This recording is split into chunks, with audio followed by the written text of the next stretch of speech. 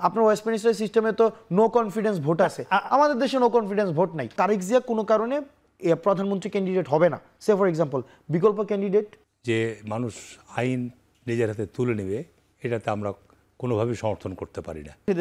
আপনি তো ঐকমত্য কমিশনের বৈঠকে যান, সেখানে আমরা দেখেছি যে প্রধানমন্ত্রীর মেয়াদকাল নিয়ে 3টি দল ছাড়া সবাই একমতে পৌঁছেছে যে একজন মানুষ জীবদ্দশায় 10 বছর হতে পারবে মোট প্রধানমন্ত্রী। বিএনপি একমত প্রকাশ করেনি। আপনার কাছে কি মনে হয়েছে, মানে সেখানে বিএনপি কেন একমত প্রকাশ করছে না? আপনি এখানে ছিলেন। দেখেন, এটা আগে কেন হওয়া উচিত, মানে 10 বছর ছোট করে জানবো আমরা। হ্যাঁ, ছোট করে 10 বছর কেন হওয়া উচিত? দেখেন, একটা পার্টির ইন্টারনাল ডেমোক্রেসি নষ্ট হয়ে যায়। আপনি দেখেন বিএনপির লাস্ট কবে আপনাদের কাউন্সিল হয়েছিল? এই তো কত সালে হলো, 16 সালে না 18 সালে? দেখেন 16 সালে না 18 সালে, মানে কাউন্সিল কবে হয়েছে বিএনপির?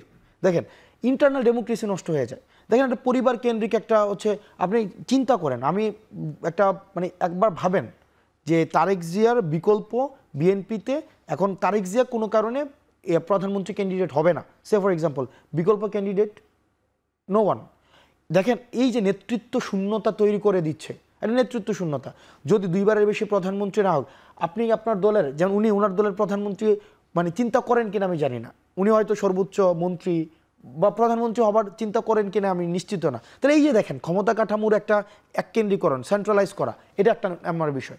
2 নম্বর বিষয়, 2বারের বেশি যদি প্রধানমন্ত্রী হয়, যখন রাষ্ট্রের আরও 3টা অংশ আছে, যেটা হচ্ছে ধরেন সংসদ, বিচার ব্যবস্থা, এই ইনস্টিটিউশনগুলো যখন বুঝে যে এক ব্যক্তি হচ্ছে পুনরায় ক্ষমতায় আসবে, বারবার ক্ষমতায় আসবে, তখন পুরা সবাই হচ্ছে এই এক্সিকিউটিভ মুখী হয়, সবাই হচ্ছে প্রধানমন্ত্রী মুখী হয়।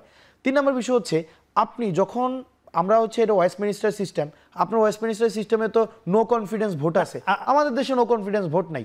তাহলে এই যে দেশের ইন্টেনশনাল একটা নেতৃত্ব শূন্যতা তৈরি হয়, আবার হচ্ছে এখানে ইন্টারনাল ডেমোক্রেসিটা একদম নষ্ট হয়ে যায়, নেতৃত্ব নতুন নেতৃত্ব গড়ে ওঠে না। 3 নম্বর বিষয় হচ্ছে এই যে ক্ষমতা কাঠামো এককেন্দ্রিক হয়ে যাওয়া, একদম রাষ্ট্রের বিচার ব্যবস্থা, রাষ্ট্রের আইন ব্যবস্থা, সেখানে বিএনপির সংকটটা কোথায়? আচ্ছা, আমি আপনাকে বলি, এখানে মব জাস্টিসের বিষয়ে আমার ব্যক্তিগত এবং আমার দলীয় এটা পরিষ্কার সিদ্ধান্ত যে মানুষ আইন নিজের হাতে তুলে নেবে, এটাতে আমরা কোনোভাবেই সমর্থন করতে পারি না।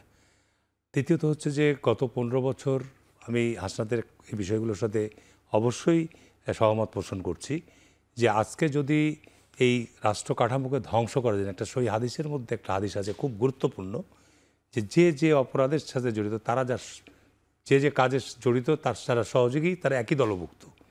এখন হাসিনা তো একা রাষ্ট্রকে এই জায়গায় নিয়ে যায়নি, তার সহযোগীরা মিলিত নিয়ে গেছে। তো সহযোগীরা এখনও বিদ্যমান। এই যে আজকে আমরা মামলা করার পর নুরুলহুদাকে আপনার গ্রেপ্তার হলো, ও যেটা বলল যে আগে তো গ্রেপ্তার করা উচিত ছিল।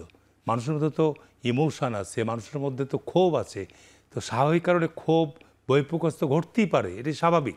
কিন্তু সরকারের উচিত ছিল, আপনি খায়রুল হকের মতো লোক দেশ ছেড়ে যায় কীভাবে? আমি মনে করি যে যারা এই 5ই আগস্টের পর এই সমস্ত বড় বড় অপরাধীদেরকে পালিয়ে যেতে সহযোগিতা, সেটাও ইনভেস্টিগেশন আসা দরকার।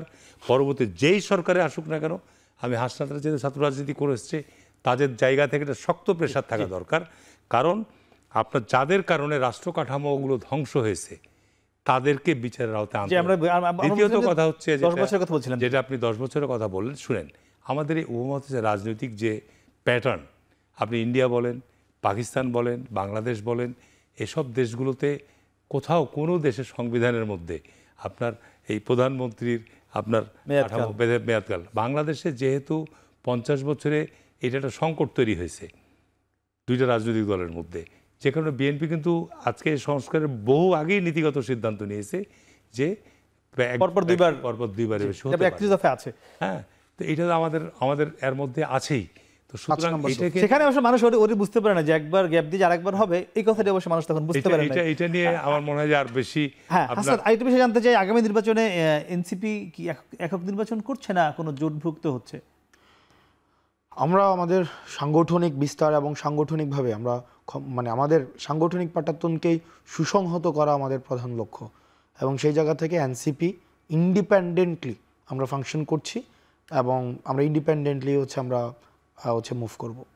এখন এই বিষয়গুলো হচ্ছে রাজনৈতিক বাস্তবতার প্রেক্ষাপট অনুযায়ী সিদ্ধান্ত নিতে হয়, কিন্তু আমরা এখনো পর্যন্ত আমরা ইন্ডিপেন্ডেন্টলি ফাংশন করছি। মাঠে এমন কথা চাউর আছে যে আপনাদের এনসিপি থেকেও দু একজন আবার যারা আপনাদের সঙ্গে আগে ছিল বৈষম্য বিরোধী ছাত্র আন্দোলনের মূল সমন্বয়ক, সেখান থেকে 2-4 জন বিএনপি থেকেও নির্বাচন করতে পারে, এমন একটি কথা চাউর আছে, যারা এখন রাষ্ট্রের গুরুত্বপূর্ণ দায়িত্বে থাকতেও পারে। এটি নিয়ে কি কোনো বিএনপি থেকে নির্বাচন যদি কেউ করতে চায় ও ডেফিনেটলি করতে পারে, কিন্তু এনসিপির কেউ বিষয়টা হচ্ছে বৈষম্য বিরোধী ছাত্র আন্দোলনে তো অনেকেই এসছে, জি এখানে হচ্ছে বিভিন্ন রাজনৈতিক দলের এসছে, ছাত্র সংগঠনগুলোর অংশগ্রহণ ছিল। পরবর্তীতে বৈষম্য বিরোধী ছাত্র আন্দোলনের একটা অংশ হচ্ছে আমরা সামনে ছিলাম, আমরা এনসিপি গঠন করেছি। এর মধ্যে হয়তো কেউ এনসিপিতে আসেনি, সো অবশ্যই অন্য কোনো রাজনৈতিক দলে যেতেই পারে, রাজনৈতিক দল থেকে নির্বাচন একদম করতে সামনের দিকে যারা ছিল, যারা আসেনি এখন এনসিপিতে, এমন কি কোনো যেতে পারে আপনাদের সঙ্গে যারা ছিল খুব কাছাকাছি? অন্য কোনো রাজনৈতিক দলে যদি যেতে চায়, এনসিপিতে আসে নাই, তো এনসিপিতে না আসলে সে যদি অন্য কোনো রাজনৈতিক দলে যেতেই পারে, এটা তো খুবই স্বাভাবিক একটা বিষয়। ইটস ভেরি ইজি, দরজা খোলাই আছে, ইটস ভেরি ইজি। উন্মুক্ত রয়েছে।